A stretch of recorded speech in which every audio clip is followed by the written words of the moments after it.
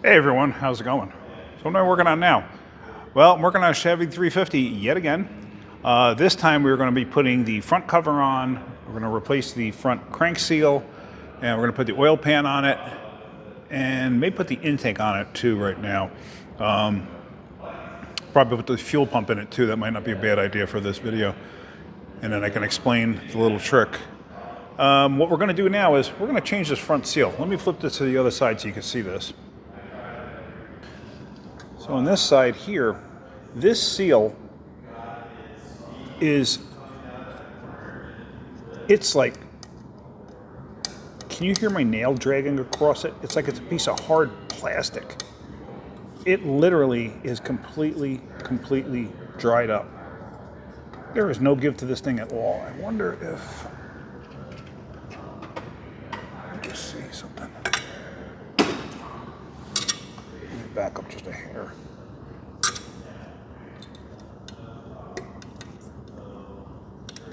Nah, it's not going to break, but man, it is tough. It tore. Oh yeah, see, it's just breaking. See that? And it's brittle. So, but the new one here, as you can see it's nice and pliable. And this has got that spring on the inside that I always tell you about. And I'm going to pack this one with transmission assembly gel just to avoid possibly knocking it out. Because as you're jarring these in place, as you're pressing these in place, you're banging them in with a hammer, a lot of times you can actually jar it and that spring pops out, and it's a pain in the neck. On this, it's not so bad because you can get to the back side of this and put that spring back in place. I mean, there's the old spring right there, in case you've never seen one. Come on.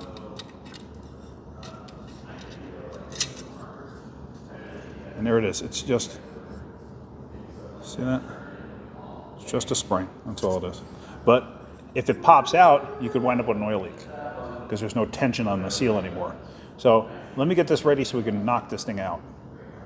All right, so here I just have a punch and a hammer. I just got press plate sitting below this just to create a area to receive the old seal. Hopefully this comes out easy. Sometimes they don't. Oh, look at that. Popped right out. All right. Let me pack the new one. In fact, I conveniently have transmission assembly gel right here. This stuff. This stuff is great. The only problem is if you work in a shop that's not air conditioning and it's 100 degrees out, this stuff is like, turns to water. Or it'll look like some kind of Gatorade, like thick Gatorade. Actually, NyQuil, that's what it looks like. It looks like NyQuil.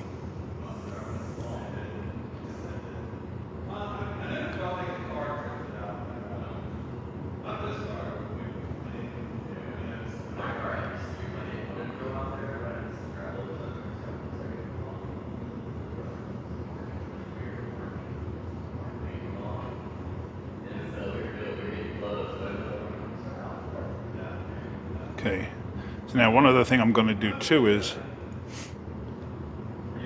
see now I packed that because what that does is it keeps that spring from possibly jarring free. It's like just something to hold it in place. I'm going to get some clean rags. I'm going to clean the outside of this and I'm going to silicone it too. And then we're going to drive this in place. Actually, you know what? Let me cut that first. Be right back. All right, so I'm going to cut these edges off right here. I'm going to cut it at an angle.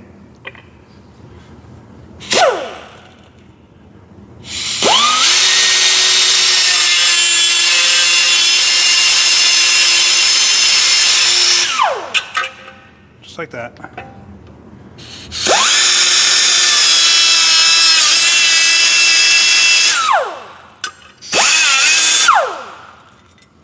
Just like that. Now, what's the reason for that? Actually, this can go a little more.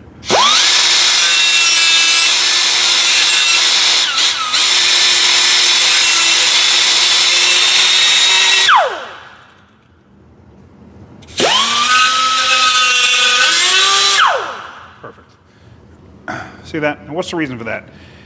Because if I ever got to take the timing cover off again, technically, like I said, you're supposed to take the oil pan off. I've explained that before. But this way, you can actually, because it has to pull out like this, you can now do so. Because those metal tabs were kind of like holding it up against the block. Basically, you use silicone in there and you're fine. So just cleaned it up, make sure there's no metal debris in there.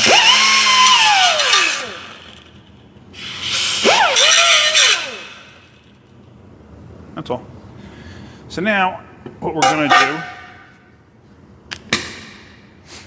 do is I'm going to take some silicone. I love Ultra Gray. Ultra Gray to me is the best silicone out there that you can use.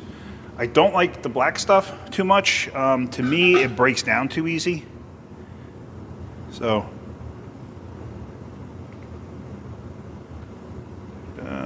just a little dab. Always leave a little, where are you? Always leave a little dicky-doo hanging out when you're done with it, because this way you can pop that off after it dries up, and you can pop it off, and then this way you can reuse it, because otherwise you got to sit there and try to dig out and get in there. It's like such a pain in the neck. So just smear the silicone all around in the hole, just like such. Now what I'm going to do is this big enough? Not really. We have some big sockets under here. Let's see, do I have a socket I can use? A little bigger.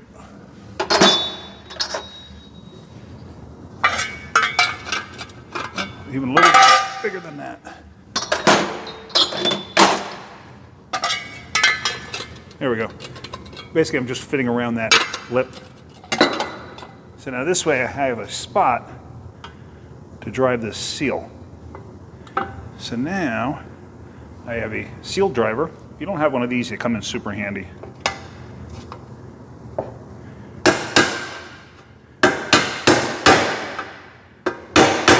I don't know if you noticed how the tone changed when it got down on there.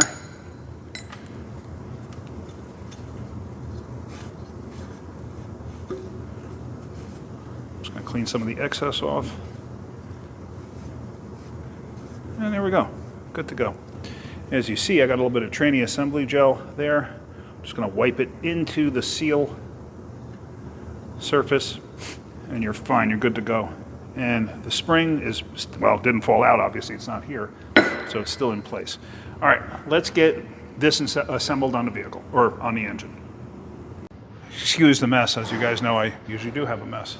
All right, so one thing I forgot to mention, too, is with these tin covers, oil pan, front cover, even valve covers, the bolt holes on these things, because they use the old style, like a lot of times they use cork gaskets or something like that, these things will dimple inward, like they'll get pushed inward, so you lose clamping force. So usually what I do, see how I have a socket there? And tap the backside of the hole.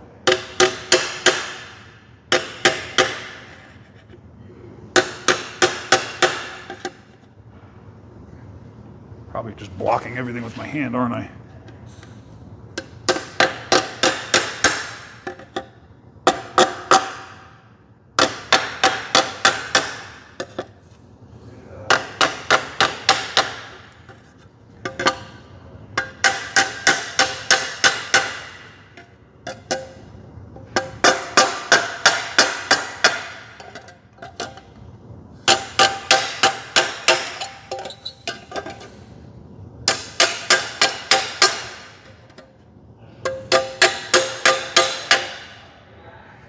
Okay.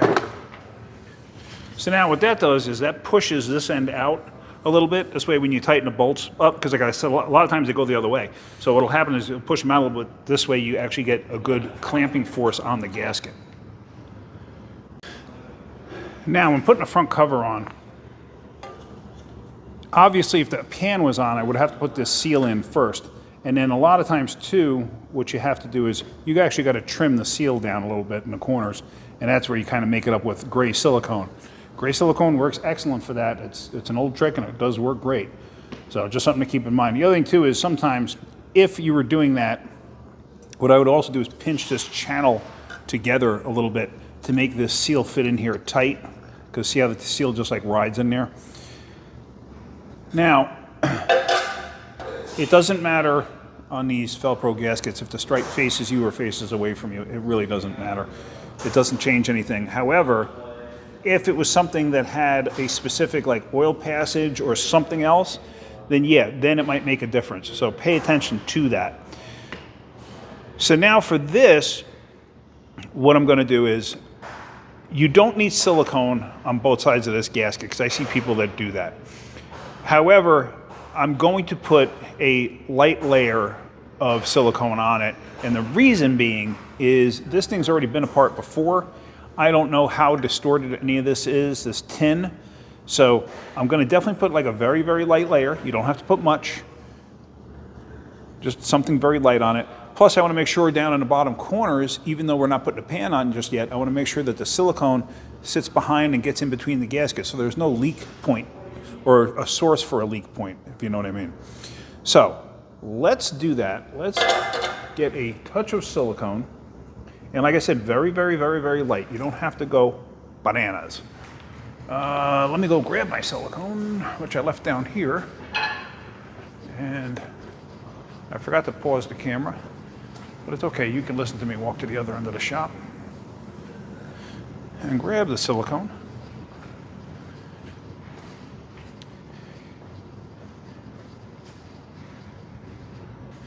And this is another spot where people make a huge mistake. They wind up using so much silicone. It's like it's completely unnecessary.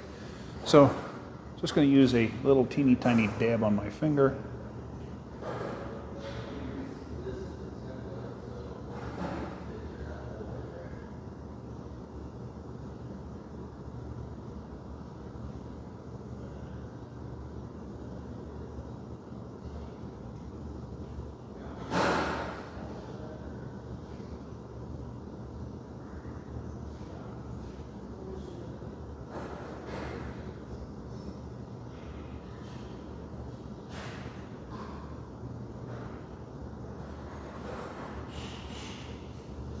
Sometimes what I'll do too is I will use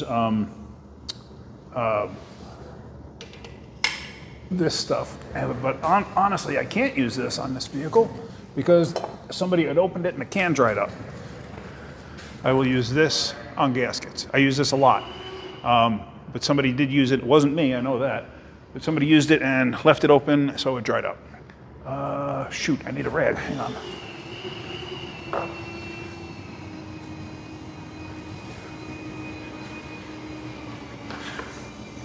And as you can see, this is a super, super light layer. Super light. I'm just going to put a touch more on my finger.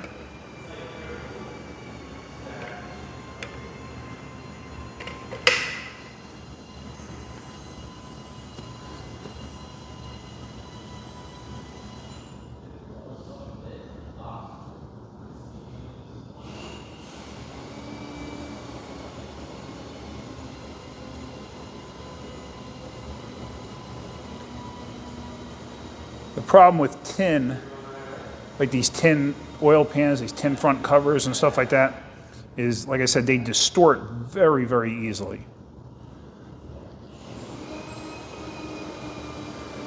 I mean, otherwise, in all honesty, I would probably not use silicone on this. If this was like a Ford that had the aluminum cover, or even a Mopar that had the aluminum cover, and it was clean, like meaning there was no pits from anything, because that's always a possibility too, you get pits on the aluminum. But if it was a nice clean piece like that, then I probably would not use silicone at all. So, just like that. Now, same thing on the cover. Exact same thing on the cover.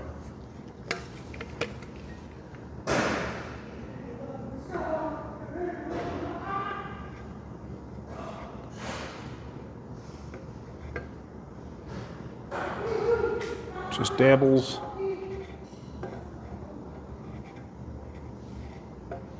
I'll probably put a little bit more on the cover because the cover is the piece that can distort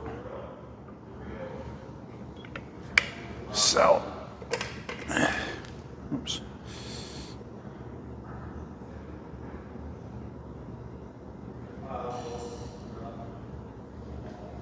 Oops. Sorry if I wasn't showing that.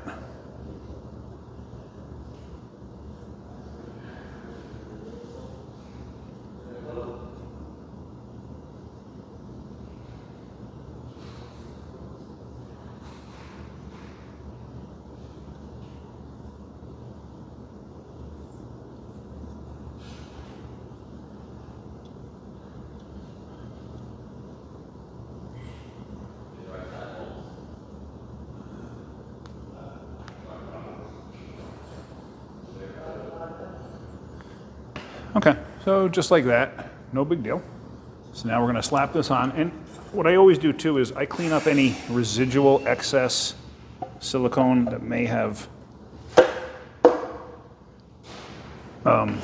pushed out.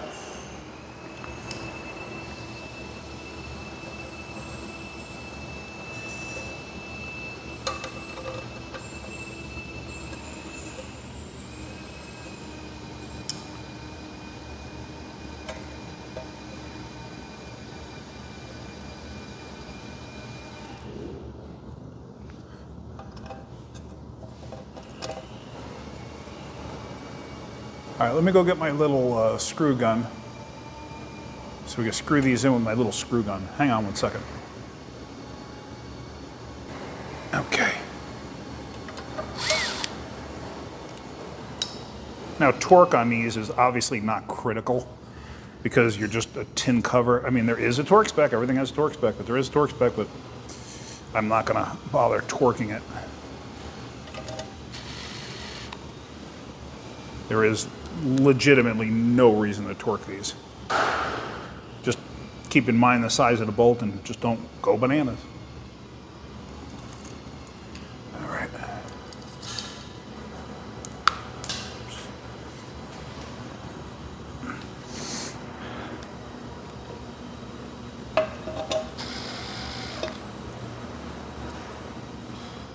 And you see, yes, I'm driving them in with the screw gun, but I'm not just whaling them in place.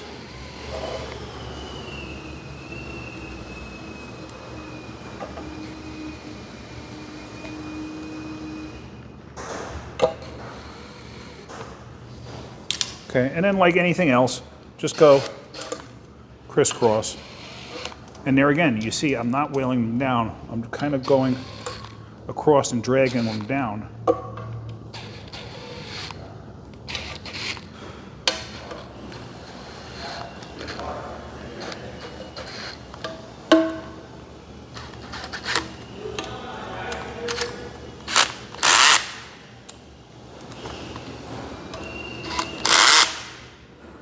I don't have this gun set on stun or anything like that, so it's actually pretty light.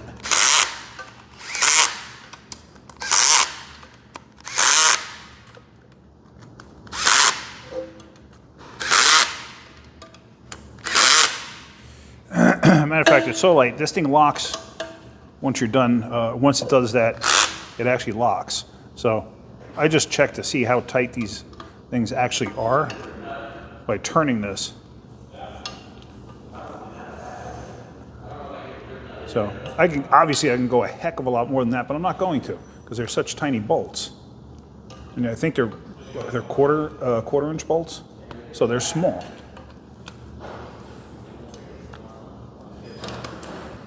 All right, so with that being said,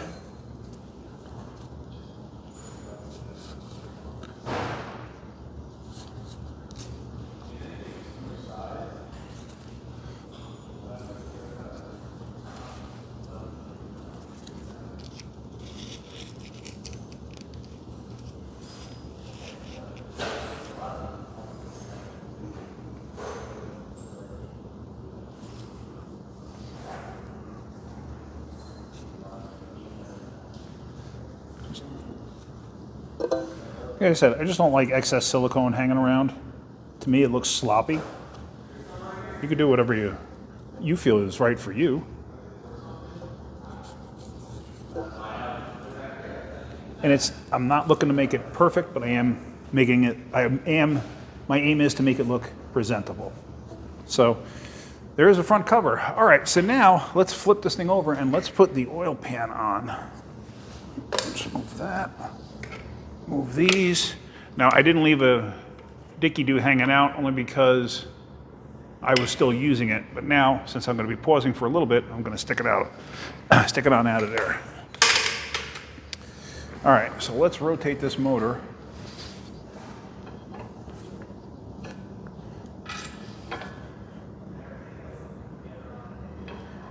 Now, remember I said on that video about trying to center the motor? Well, because otherwise you're going to be off balance. Okay, well, on this one, I did the best I could, and I knew it wasn't going to be right. But I did the best I could. So now, see how it just falls over? And if you're not prepared for that, you can get hurt. So be mindful of it. That's all. All right, let me get the oil pan and start getting that stuff ready. Also, I was going to change something else. I don't remember. But let's wipe this all down. Let's get this ready. This is going to use a cork gasket. So for the cork gasket, I'm only going to put silicone in the corners. I'm not going to put silicone on the pan rail here and or on the pan itself. The reason being is because with the cork gasket being so long, you have silicone on both sides. Silicone's a lubricant also, so think about that. So now you have a lubricant on the gasket. It's possible before it sets that if you tighten it up, well, which we're going to, the gasket could squish out to one side. How many of you have done that? I'll raise my hand, I've done that. So it's just something to keep in mind so that's why I don't do it, and I'm not gonna do it on this. So let me just finish wiping this down. I'm actually gonna brake clean it too, because I want a good dry surface for the gasket to adhere to. One thing you can use too, which I don't think I have here, I have it at home, is spray trim adhesive. 3M makes it. And that stuff is fantastic. It is basically like that Weldwood contact cement, but in a spray form. And I tell you what, you spray it on the gaskets and they stick to everything. It's really good. I don't like using weather strip adhesive. That's the old school manner of doing things. I am not a fan of that. To me, it just looks sloppy. Plus, that stuff hardens up, and it can actually create a leak later on down the line. All right, let me get brake clean. Just do exactly the same thing that I was just doing, and then we're going to get ready to put the oil pan on. All right, so I already started cleaning it, but it's basically rag, brake clean.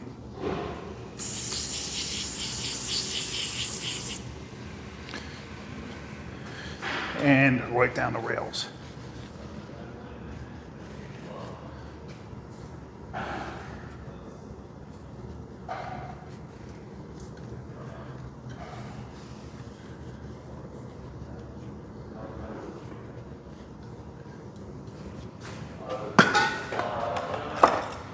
And I'm getting in the rear channel of the rear cap here.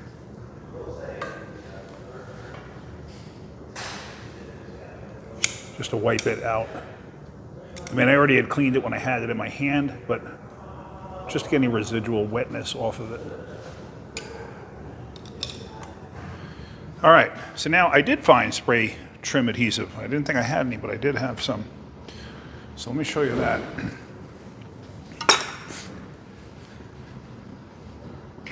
This stuff, good stuff. Let me tell you, let me just dig out a garbage can or something so I have a place to spray this. Hold on.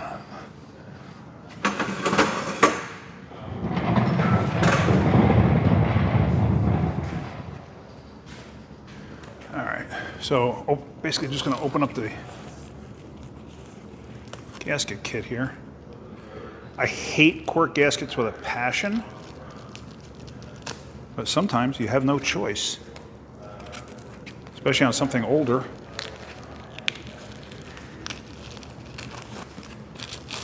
So So there's your two seals. And here's your gaskets.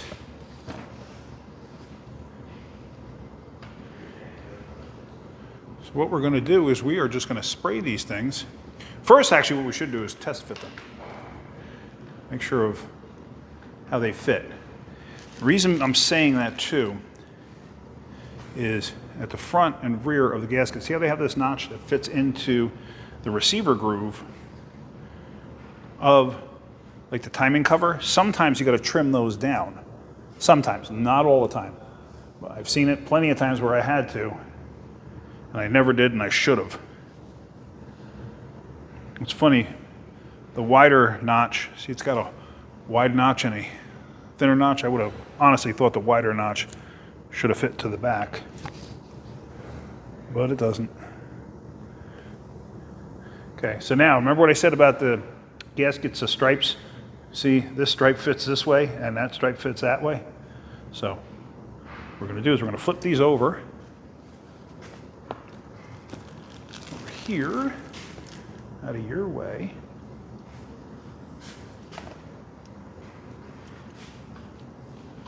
And we're going to put some of this spray trim adhesive on there. Now, I didn't try to test spray it. That still works.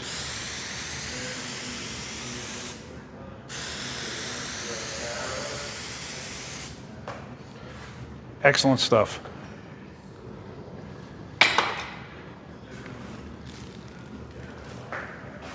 So now also, we're going to put these seals in.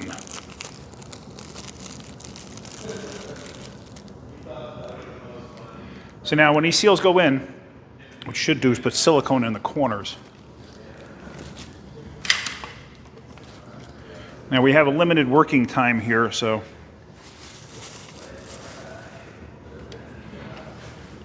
and there you see the gap from when I trimmed that back. But that's okay. That's exactly what I wanted.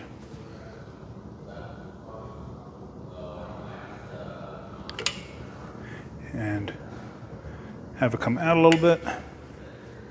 Same thing on all four corners. In the back, I actually go down in the hole a little bit because there is a little hole that the seal goes into.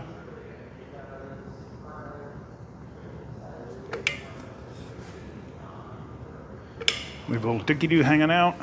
Put the silicone to the side.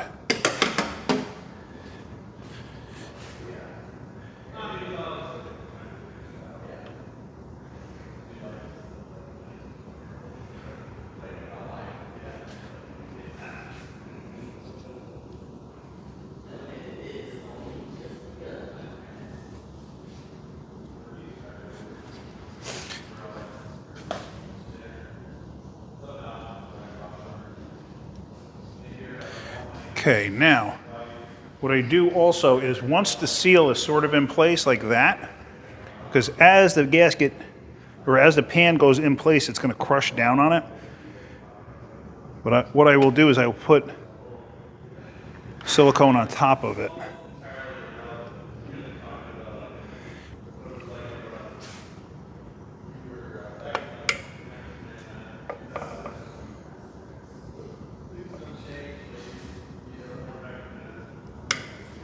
On top of it and into that edge where the two come together, where the pan and the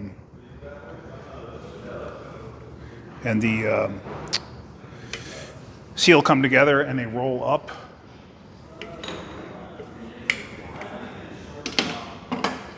All right.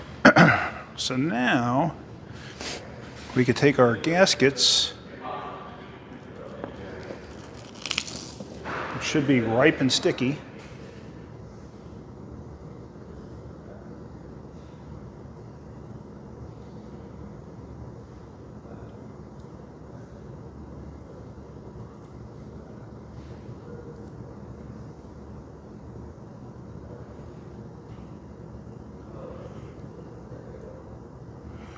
Okay. Sometimes you got to play with them, especially in the corners. That's what I said too. Sometimes it's easier just to chop the corners off, which I think I'm going to do that on the front.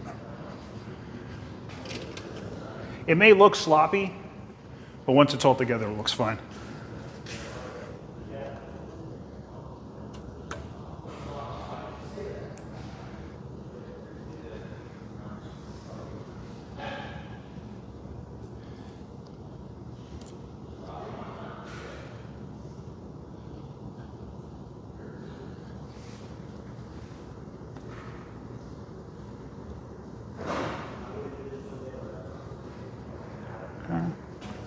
So now that one's in place.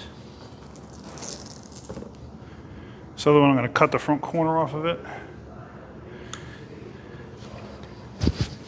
Now, like I said, I don't like getting silicone on these on either side, you know, on both sides. I mean, if you get a little bit because you have it on your fingers, it's not going to hurt nothing.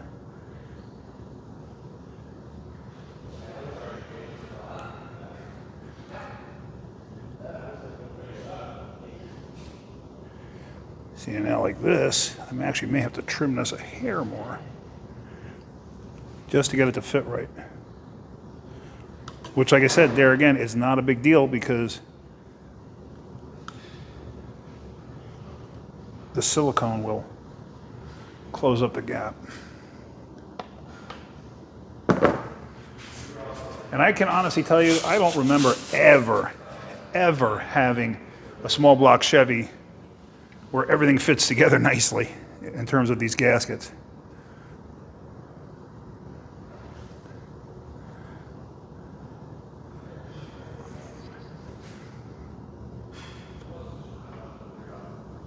Yeah, I probably have to trim that. No, actually that one lines up pretty good. A little more on that corner there. Just to cover all bases.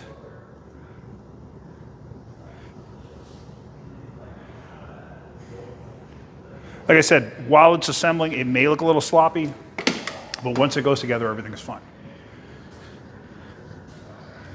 So now,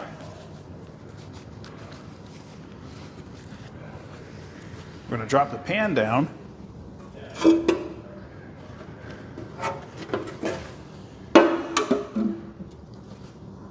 Just like that. And then let me go find all the pan bolts that I need. There's two different ones. There's same like the front cover there, and then there's larger ones in the corners. So, found the hardware. So let's get these in place. And I forgot how short, for some reason, the corner bolts are like quite short. I thought they would have been longer, but they're not. Could not figure that out, why they were so short.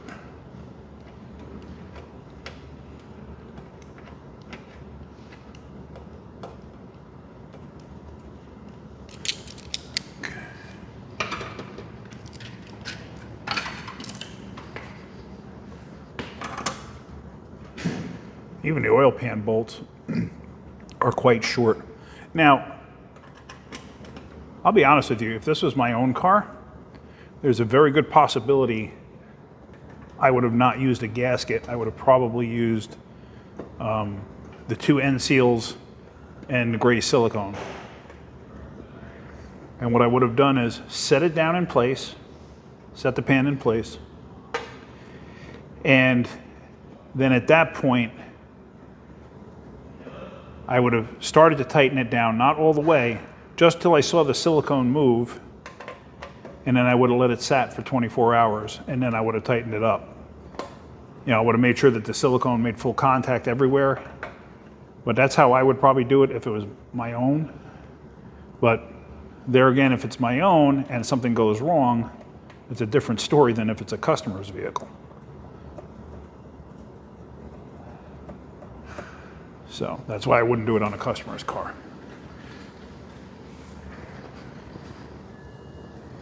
Oh, I remember what I was going to change to. I got the gasket for the oil filter adapter plate there.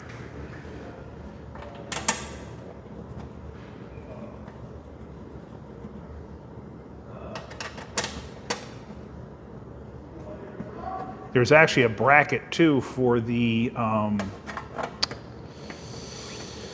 train of cooler lines, which I got to dig that out. I think it goes here, but I'm not concerned about it right at the moment. So I can always take the bolts out later and put it in place. But I mean, these are some short bolts. So think about it. They're only catching by like 2 or 3 threads at this point.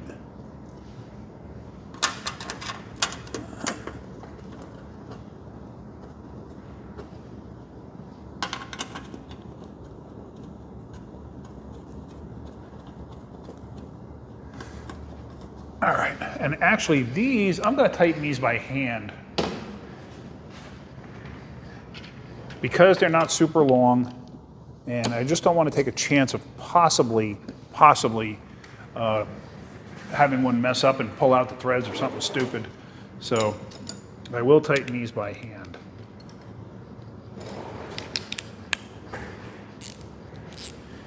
And I just got a little quarter drive here.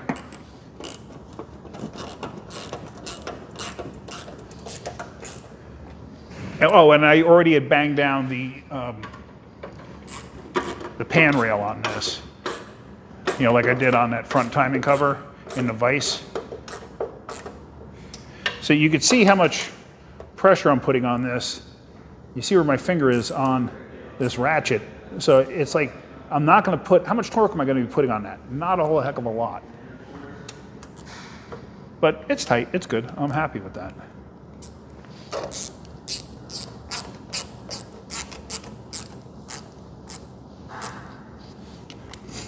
And also, when you use cork gaskets and you do stuff like this and you tighten it up, after you're completely done, you may want to go back over and check them all again. Because I have seen the torque relax as the gasket gets compressed and then loses some of its tension. So just something to think about.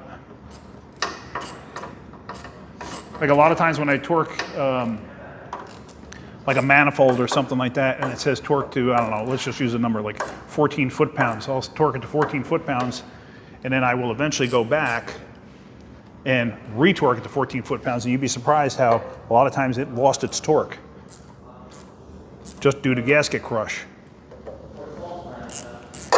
Now at this point too, because this is tin also, you can go front to back like this because the tin is way more forgiving than, you know, say if it was aluminum. If it was aluminum, then you definitely want to go in a full-on exact pattern like X pattern. As you saw, I did like all the center bolts first before just going to the front here.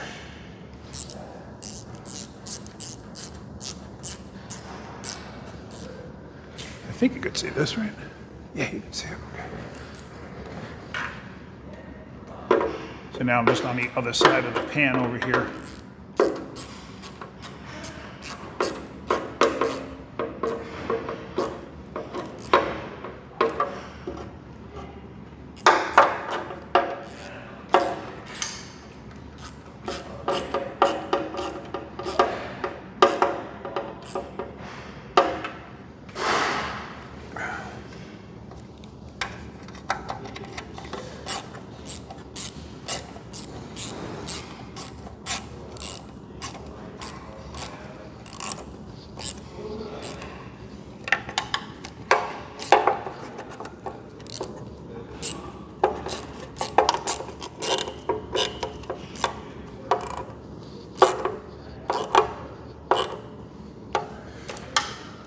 All right, so all those are tight. Let me go to the front ones and rear ones. The corner ones, like I said, they're a different size. And I could never understand this. They actually have a reinforcement here on the corners. Like, why didn't they just put the reinforcement all the way down the pan? That I could never understand. And I'll show you what I'm talking about after I get this tight.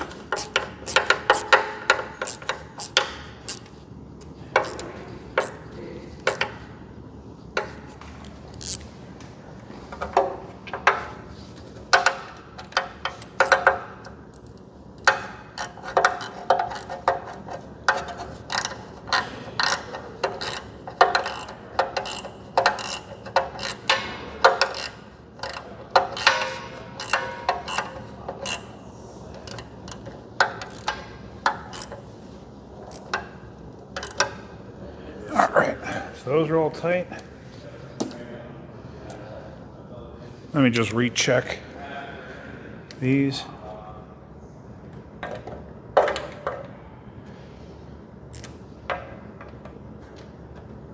See, they actually did loosen themselves up a little bit. As you get closer to the outer edge, they won't.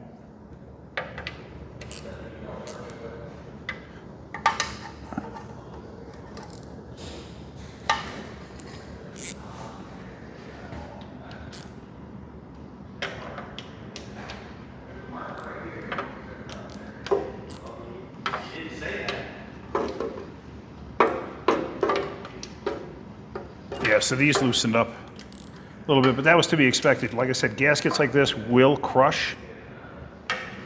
So now that's all set. And the only thing I'm going to do here is I'm just going to wipe down these corners, clean them up, make them look nice. Hang on. Okay, so that's all good. They're all tight now. Now, if you look, the gasket, see how nice and even it is? If you're tightening down and you could see this gasket bulging out here, you know what I mean? Like, a very slight amount is fine, but if you see it bulging out, you're over-tightening it. You can over-tighten and over-crush it, and the gasket right around the bolt hole will actually split, and that'll cause leaks. So it's something you're going to be mindful of. I've seen that happen way too many times. People just don't pay attention. All right, so last but not least on this part of it, sorry, just clean the floor up here. I want to change this gasket here for the oil filter adapter, they call it. All right, so for my next trick, let's take this out. Now, I hear people would say, you know, why would you bother changing that seal on the inside? It's not like if it leaked, it's not like it's going to leak to the outside, but actually if it leaks inside there, between the block and that piece, you can actually lose oil pressure. So considering how brittle some of these other gaskets have been and seals, may as well just change it. I'm right here.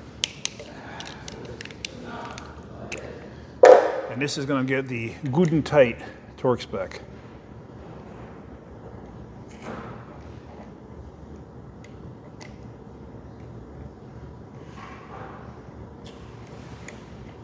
Okay, will this just come out? Yes, it will. Okay. Okay, I'll get a chance to clean this off too. And, hold on.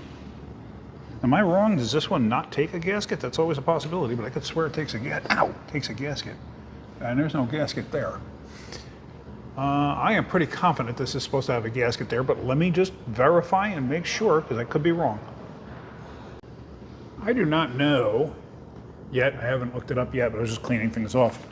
This right here seems like residue from an old gasket. Maybe it isn't required. I thought that if it leaked, you lose oil pressure. Because now you have the pressure side and the return side kind of, well, through the filter that is. I heard that that's what happens. You wind up with a pressure loss. I could be wrong. It's just, you know, things that I've heard over the years. So I'm going to research this right now. I just wanted to get this cleaned up. But it's almost like residual old gasket there. But I mean, if it's not required, why put it in? Okay. I don't see any residual gasket on here, so let's just see. All right, let me go look this up. I'll be right back. Okay, so I researched it. And what I found was, yes, it does not need a gasket. However, GM started putting a gasket in there later on in the series of small block Chevys. But why? Nobody seems to have an answer to that. So it does not need one. But I mean, trucks and cars that I pulled apart with small blocks and the V6 that's based off of the small block Chevy, what, the 4.3? I've seen gaskets in there. That's why I honestly thought it was supposed to have a gasket, but apparently not. And it kind of makes sense now I think about it. Like, I could have swore it would have lost oil pressure, but I was not right on that, and that's what I read. And other people thought the same thing, so I was given bad information. So I'm just going to put it together, no gasket.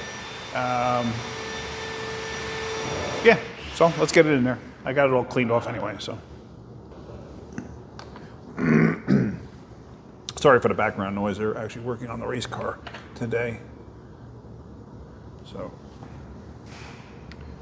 I don't know if it actually makes a difference what direction this goes, but I could see a witness mark for that piece there, which looks like some kind of a bypass valve. So I'll just put it back the same way it was. So we're going to get this tightened down, and then we're going to put the fuel pump plate in there.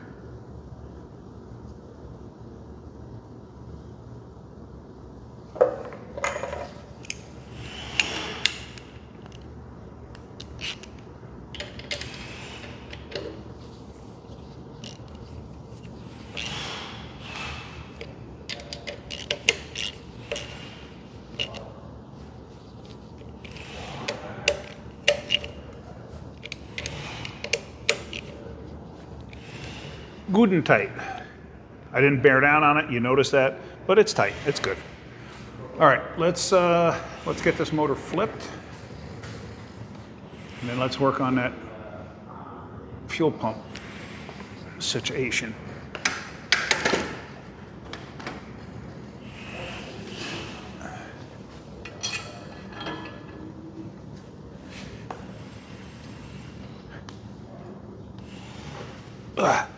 And because this thing is not centered exactly, it's a little difficult to rotate back over. All right, let me get everything I need, and then we'll start doing that, the fuel pump. Okay, so you're going to be installing a fuel pump, or let's say you're replacing a fuel pump in a small block Chevy. Now the fuel pump plate goes here, I haven't put that on yet. But here's the fuel pump push rod, okay? Goes up inside the hole here. Now, you have the plate that's mounted here, and you have to take the pump off, and then you go to put the new pump on, and this push rod slides out. I have the assembly lube on it, so it might be a little sticky right now. But anyway, this thing will come and slide out just like that as you're trying to put the pump in, and it'll give you fits, absolute fits. And I remember back in the day, I would pack it with grease and shove it back up in a hole just to try to hold it. But if you were doing it in the middle of summer, good luck with that. So what's the fix here? All right, this bolt, I already took it out, and I've run into this before, and that's why I took it out. This bolt is in direct pathway to that push rod. So now, you have to get a bolt. Most of the time you can get a bolt with threads all the way to the end. As you see, I ground the tip of this thing off because I've run into this before where that bolt hole is not threaded all the way through. So you push the push rod all the way up, and then you thread this in till it contacts the push rod. And the push rod doesn't fall out. Do it by hand. Don't do it with a tool or a gun because you'll bend that push rod. You bend that push rod, then you have a bigger problem. When you go to put this back in, just put some silicone on it. You don't have to go bananas with anything else. Or if you have PTFE, thread sealant, whatever, throw that on there. That works fine too. So for now, what we're going to do is we're just going to put that plate on there. I'm going to, let's see, hold on. What did I do with? All right. So I have the plate, I have the gasket.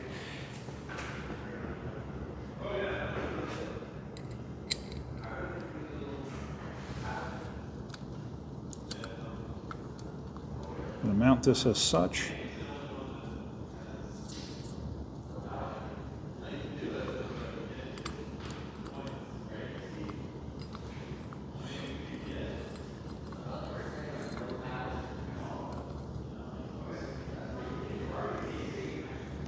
I'll leave them a hair loose because I want to make sure that the gasket lines up for the fuel pump itself. So now, if you look inside, okay, there's that push rod. I'm going to loosen up on this bolt. And it should fall out, but it's not. There we go. Now imagine it doing that and you're trying to put the fuel pump in it and you're sitting there and you're trying to push this thing up and stuff like that and it just doesn't want to go. Everything's fighting you. So it's just like and plus when this thing is completely oiled up and slicked up and everything else, everything moves freely and this push rod falls down like super easy. So it's aggravating. But I just wanted you to see what it looked like there. So now, you push that back up in place, push that in, and you could feel it touch. I could feel it here that it touched.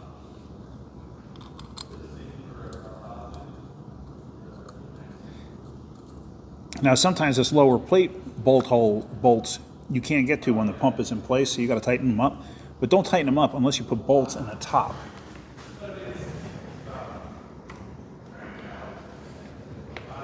So here are the actual fuel pump bolts.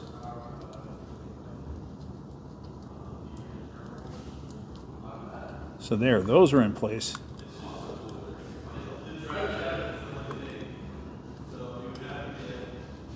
So just make sure that everything is kind of centered.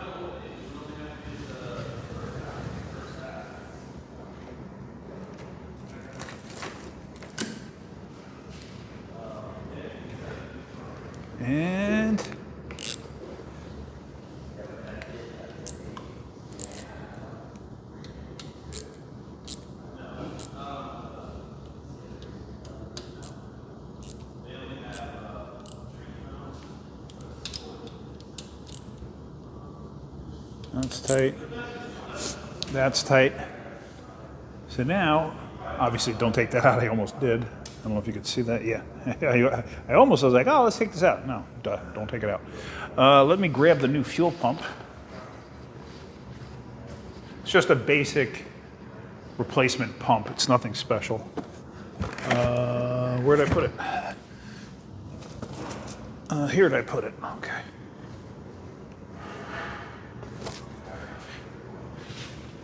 So it is just a basic CarQuest mechanical pump.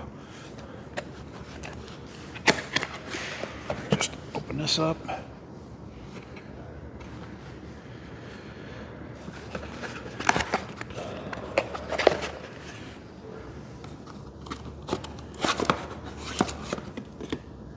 Me personally, I prefer Carter if I can get a Carter.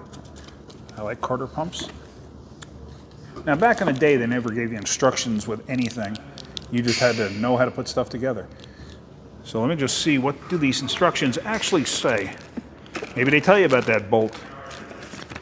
Maybe they don't.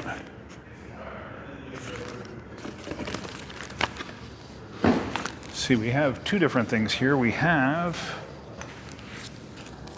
installation instructions, which are probably just, oh, it's the same thing as what's in there. Engine cam, you had a different style.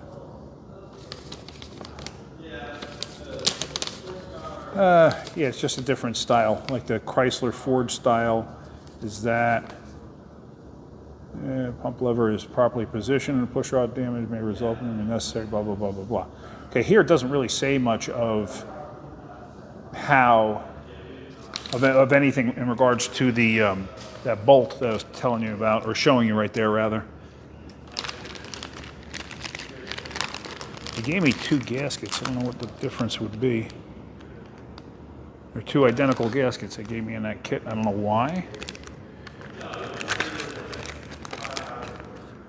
And they give me another set of assembly instructions inside the bag,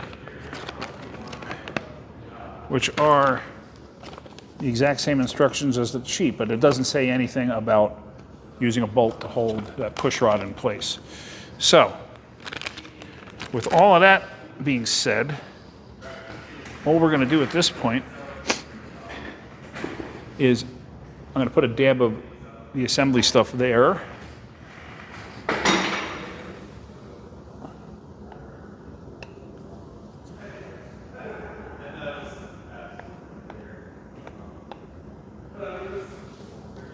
Okay.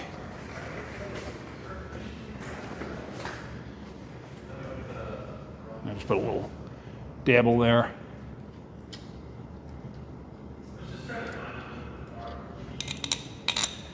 Now we just put the bolts through like that. Take the gas, you don't have to double gasket it or anything like that. Oh wait, upside down. Duh. So now, make sure when you're doing this that the push rod, see it? See how the rocker arm there, or whatever you want to call it, see how that's on the opposite side there of the push rod? So now it'll make contact with the push rod as it goes down in place.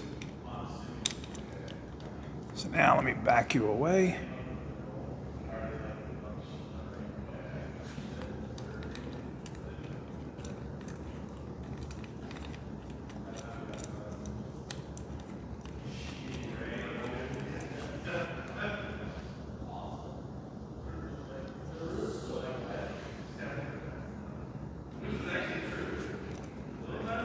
Now you see, it won't just push up flush, okay? It won't just push up flush. There's a gap there because this is where it's actually starting to push on the lever to actually actuate the pump.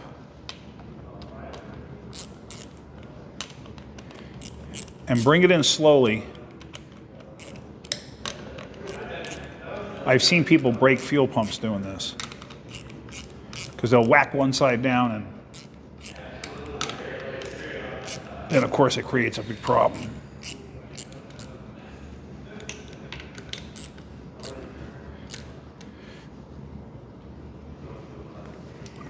That's tight. And that's tight. Okay. So that is good to go. Let me look into the intake, because I may throw the intake on now too. Oh, before I forget, let's take this out. I would realize this when I went to go put something together in the front end. Take this out. And then, like I said, if you have PTFE or anything like that, you can put it on here. I have some, I cannot find it. I think somebody borrowed it from me and didn't bring it back, but you can put some silicone on it. It's not going to hurt anything. All right, so let's just get a little dabble on here.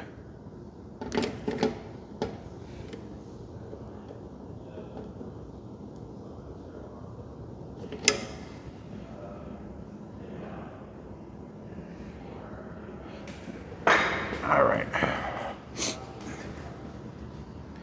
That's all. Just a little dabble like that. And then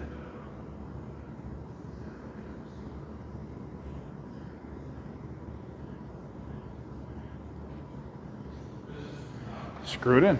All right, let me just get a ratchet so I can tighten that.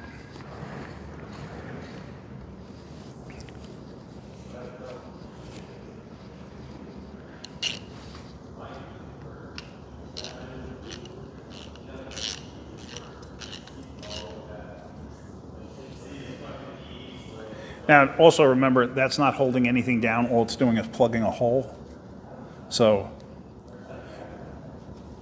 I mean, yes, there's a torque for it, but you don't have to worry about that. Just make it tight and you should be fine.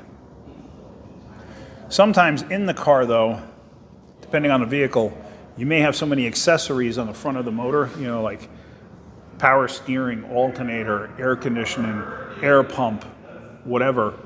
That may be a difficult bolt to get to. But so just keep that in mind. All right, let me see if I want to throw the intake on right now, because then we're going to end this. Well, dang. I thought the intake came with gaskets, and it does not. So, and none of my local places actually have a set in stock. It'll be tomorrow. So, and I'm not here tomorrow. So, looks like it's going to be another day. So that's going to end this video for right now. All right, well, hopefully you got something out of that. If you did, hit that like button. If you could, please subscribe. All right, guys, have a great day. Keep wrenching.